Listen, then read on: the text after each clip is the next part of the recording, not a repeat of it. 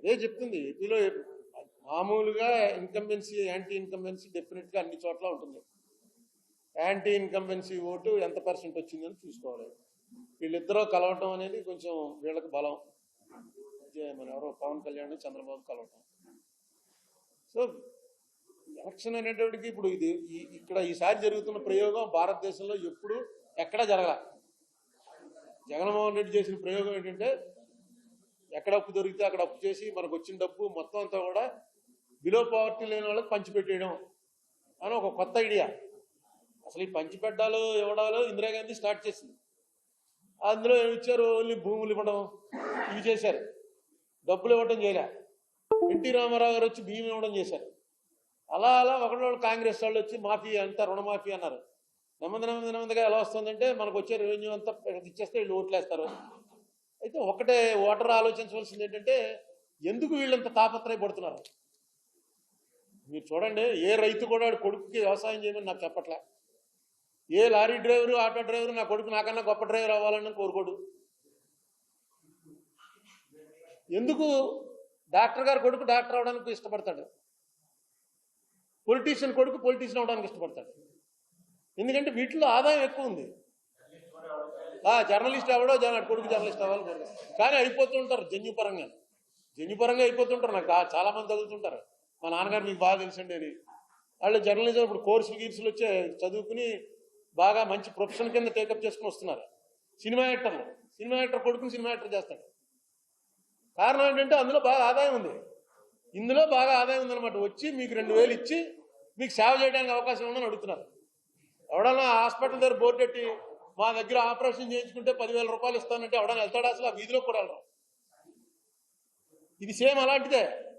మేము చేస్తాం ఆపరేషన్, మీకు 2000 ఇస్తున్నాం, ఇప్పుడు తర్వాత ఇంకా ఇవన్నీ కూడా ఇస్తాం అని చెప్తున్నారు.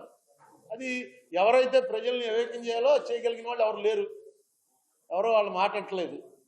పవర్టీ వల్ల ఆ డబ్బులు ముందు ఎవరిస్తే వాళ్ళు నెక్స్ట్ డబ్బు ఇచ్చుకుని వ్యతిరేకంగా ఓటేయడం అనేది చాలా పెద్ద ట్రైనింగ్ ఇవ్వాలి. ఎందుకంటే పేదవాడు జనరల్గా ద్రోహం చేయలేకే రిక్షాలు లాక్కునో కూలి పని చేసుకునో బతుకుతున్నాడు.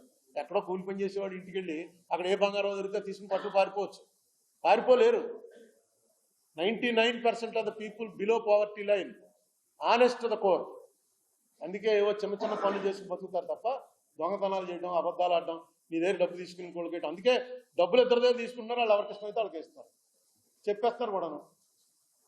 ఇంకా వాళ్ళు రాలేదంటే మొన్న ఏంట్రా హైదరాబాద్లో చూడండి, పోలింగ్ 4 అవుతున్నా సరే పోలింగ్ చాలా చోట్ల 30%, 40% అయింది. తర్వాత ఎంక్వైరీ చేస్తే డబ్బులు రాలేదు. డబ్బులు రాక ఆగిపోయారు. డబ్బులు ఇచ్చుకున్నప్పుడు వెళ్ళి కూలీలు పడ్డారు. 7 దాకా 8 దాకా తెరిచి ఉండవలసి వచ్చింది. అది ఇక్కడ ఎప్పుడో వచ్చింది. ఇక్కడ మీకు గుర్తుందిగా 2014లో ఈ చెప్పుల పార్టీ ఆఫీస్ మీద వచ్చి పడిపోయారు. అది అలాగా దానికి ఏం వచ్చే పరిస్థితి లేదని చెప్పి సుబ్రహ్మణ్యం ఆపేశాడు. మిగతా ఇద్దరు ఇచ్చారు. మీరు ఎందుకు ఎవరని దేశాయ్ గారి ఇంటికి, దేశాయ్ గారు కాంగ్రెస్కే పనిచేశాడు, చెప్పుల పార్టీకి పనిచేయాలి. అయినా మా ఆఫీస్లో కూర్చున్నాడు కాబట్టి ఆయన ఇంటి దగ్గరికి వెళ్ళి ధర్నా, ఏమి మా డబ్బులని. ఆయన థియేటర్ జీవితం అంతా ఇంత ఆనిస్ట్గా బతికి కాదు ఏంటి పరిస్థితి అని.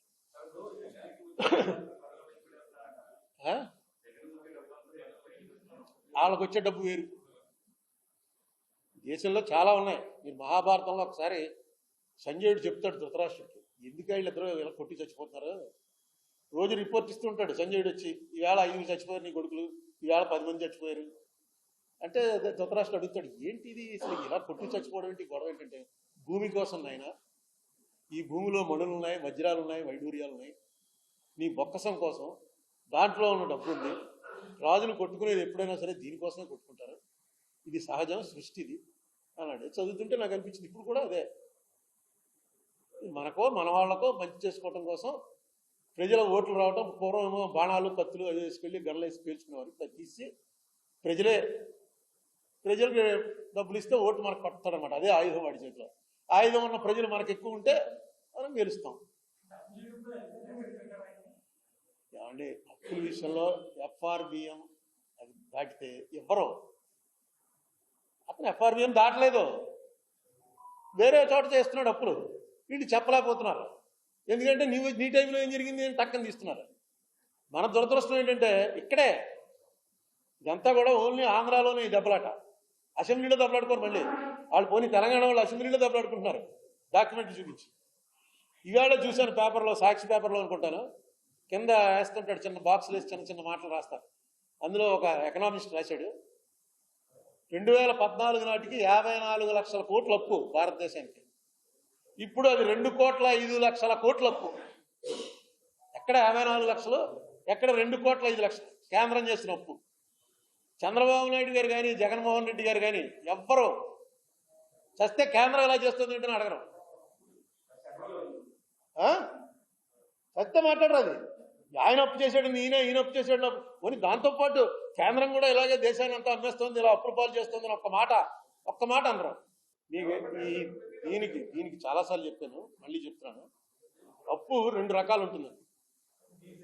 ఇగో రెవెన్యూ ఎక్స్పెండిచరు, క్యాపిటల్ ఎక్స్పెండిచర్ అని 2 ఉంటాయి. మీకు ఇంతకుముందు స్టోరీ కూడా చెప్పాను. వాడు వెళ్ళి ఒక భూమి కొన్నాడు, ఎక్కడో ఒక 500 గజాలు రిటైర్ అయ్యాక కట్టుకుందామని కొన్నాడు.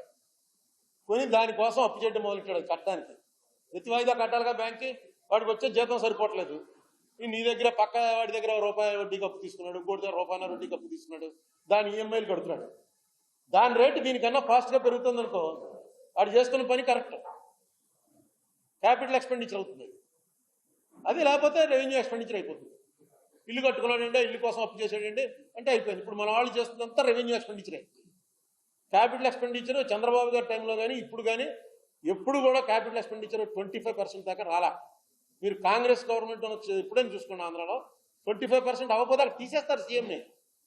అక్కడ వేరే సెల్ ఉంటుంది ఢిల్లీలో, వాళ్ళు ప్రతిదీ చూసుకుని 25% రాలేదు అనేటువంటి ఒక వార్నింగ్ ఇస్తారు. నేను వెళ్ళి పాండిచ్చేరి సీఎం గారిని తప్పించి వైద్యలింగం అనే ఆయన్ని సీఎం చేసింది నేనే ఇన్ఛార్జిని. నేను చెప్పాను, అతను చాలా పాపులర్ లీడరు రంగస్వామితో జనం ఉన్నారండి, మార్చొద్దండి అని. కానీ ఇగో తగ్గిపోతుంది మొత్తం. ఎలాగ మిగతా స్టేట్లు కూడా మొదలెడతాయి. ఎలాగైనా సరే ఆయనకి వెళ్ళి వార్నింగ్ చేయని. ఆయన నా వార్నింగ్ లెక్క చేయలేదు, పార్టీ పెట్టి నెగ్గేశాడు. ఆయన మళ్ళీ సీఎం అయ్యాడు. ఇప్పుడు సీఎం ఆయనే. సో ఏం చెప్తాం, కాంగ్రెస్ అయితే ఒప్పుకోదు, పోతే పోయింది, ఎలక్షన్ పోతే పోయింది. కానీ మనకు ఒక గైడ్ లైన్ పెట్టుకున్నాం, రూపాయలో పావలా ఖచ్చితంగా క్యాపిటల్ ఎక్స్పెండిచర్ చేయాలి. మిగతా 30 అయినా పర్లేదు. పావలాకు మించి వస్తుంది అనుకోండి క్యాపిటల్ ఎక్స్పెండిచర్, అది చాలా ఆరోగ్యకరమైనటువంటి దీంట్లో ఉన్నట్టు. కానీ ఓడిపోతారు. మనకు 26 సీట్లు వచ్చి ఓడిపోయినప్పుడు విజయభాస్కర్ రెడ్డి గారి పరిపాలన చేసిన 3 సంవత్సరాలు highest capital expenditure in India. 92, 93, 94 highest capital expenditure ఖర్చు పెట్టింది. ఇక్కడ 26 సీట్లు వచ్చి తుక్కు కింద ఓడిపోయాం. దానికి ఎలక్షన్కి సంబంధం లేకపోవచ్చు, కానీ కొన్ని లైన్స్ ఉంటాయి. ఇప్పుడు తండ్రి చిన్నప్పుడు సినిమాకి తీసుకెళ్ళు, ఇంకో చోట తీసుకెళ్ళి అంటే తీసుకెళ్ళకపోతే కొడుకు తెగదిట్టేస్తాడు. మా నాన్న పక్కటి చూడండి ఎంత బాగుంటుందో, మా నాన్న దొంగని. వీడు తీసుకెళ్ళి ప్రైవేట్లో కూర్చోబెడతాడు, ఇంకో చోట కూర్చోబెడతాడు. వాడే ఉద్యోగం వచ్చిన తర్వాత అనుకుంటాడు, మా నాన్న వల్లే కదా నేను ఎంతవాడిని నేను. మా పక్కింటోడేమో మామూలు బొత్తిగాడు మెకానిక్ అయిపోయి షెడ్లో ఊడుస్తున్నాడు, నేను కూడా మెకానిక్ కావాలని కోరుకున్నాను కానీ నన్ను ఇంజనీర్ చేశాడు.